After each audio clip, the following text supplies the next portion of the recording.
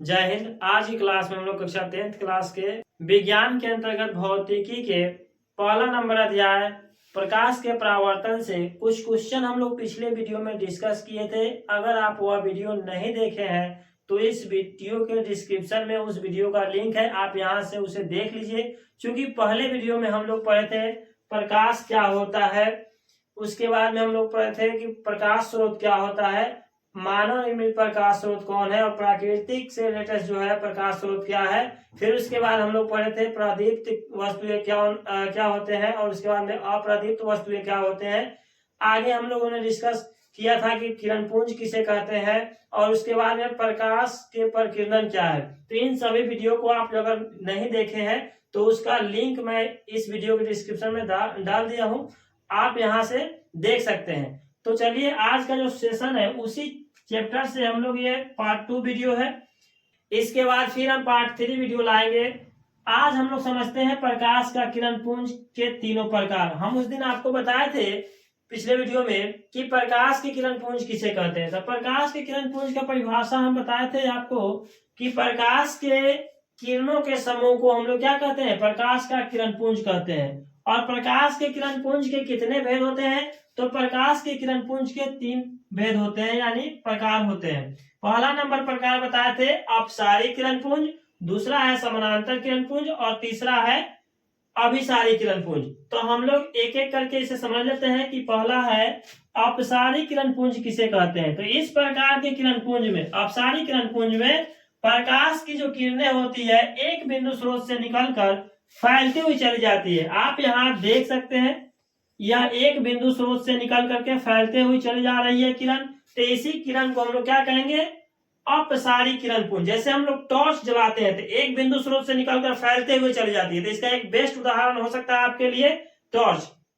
क्योंकि एक बिंदु स्रोत से प्रकाश निकलता है और फैलते हुए चला जाता है, तो उसे हम लोग कहेंगे क्या, अपसारी किरणपुंज। इसका उदाहरण आपको हमने बता दिया टॉर्च। दूसरा नंबर क्वेश्चन है कि समानांतर किरणपुंज किसे कहते हैं, यानी ऐसे किरणपुंज में, समानांतर किरणपुंज में प्रकाश की किरणें एक दूसरे क्या होते हैं के समानांतर होती है। देख सकते हैं आप यहाँ पे एक दूसरे के समानांतर है।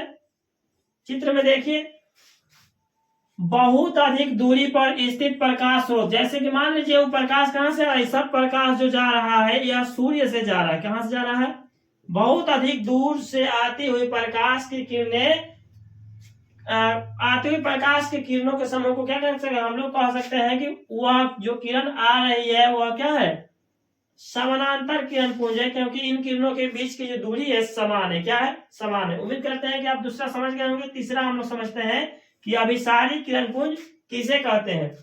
तो इस प्रकार के किरणपुंज में प्रकाश की किरणें एक बिंदु स्रोत पर आकर के मिलती है या मिलती हुई प्रतीत होती है, ऐसे किरणपुंज को हम लोग अभिसारी किरणपुंज कहते हैं। इसका एक बेस्ट उदाहरण हो सकता है अभिसारी किरणपुंज का। यहाँ पे देख लीजिएगा हम लोग अभिसारी किरणपुंज का, अगर आप दूरबीन देखे होंगे, बचपन में खेले होंगे दूरबीन को लेकर के, तो दूरबीन की आकृति देखते होइएगा इस तरह का होता है। इसमें बहुत सारा प्रकाश जो है जाता है दूरबीन के अंदर और इसमें से जो प्रकाश निकलता है किसी एक बिंदु पर जाकर के केंद्रित होता है। तो इसके लिए एक बेस्ट उदाहरण हो जाएगा आपका दूरबीन, जहां से कभी कभी क्या होता है, बचपन में कुछ उटपटांग हरकतें किए होंगे तो वहां पे आग भी लग जाती है, उससे सूर्य के किरण से आग लग सकती है पर दूरबीन के सहारे। ठीक है, तो आप इन 3 क्वेश्चन को अच्छे से समझ पाए होंगे। अगले वीडियो में हम आपको पारदर्शी, अपारदर्शी और पारभासी के बारे में चर्चा करेंगे। अगर आपको यह वीडियो अच्छी लगी है तो मेरे इस चैनल को सब्सक्राइब कीजिए, वीडियो को लाइक तथा शेयर कीजिए।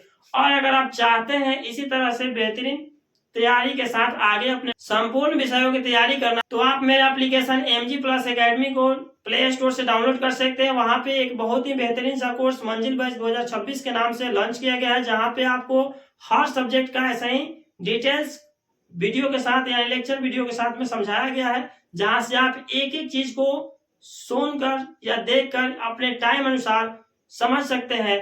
तो इसके लिए आपको प्ले स्टोर पर जाइए, MG+ एकेडमी एप्लीकेशन को डाउनलोड कीजिए और रजिस्टर करने के बाद में कोर्स को परचेज कीजिए और अपनी तैयारी को बेहतरीन तरीके से कीजिए। तो प्यारे बच्चों, मिलते हैं फिर से हम एक नए वीडियो में। आज के लिए इतना ही, तब तक के लिए धन्यवाद। जय हिंद।